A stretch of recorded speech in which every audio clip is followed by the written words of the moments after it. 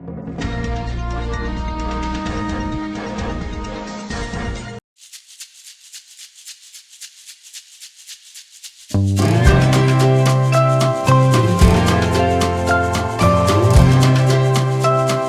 Arif Muhammad tengah sibuk mencari keberadaan seorang kuli bangunan yang videonya sempat menggegerkan dunia maya baru-baru ini. Dalam video yang beredar, kuli bangunan tersebut dipecat dari pekerjaannya dan langsung disuruh pulang ke rumah karena tak memakai masker saat bekerja. Video itu pun menyita atensi Arif dan sontak mencari keberadaannya. Arif mengatakan bahwa dirinya ingin mengajari pekerja bangunan tersebut usaha dan memberikan modal gratis.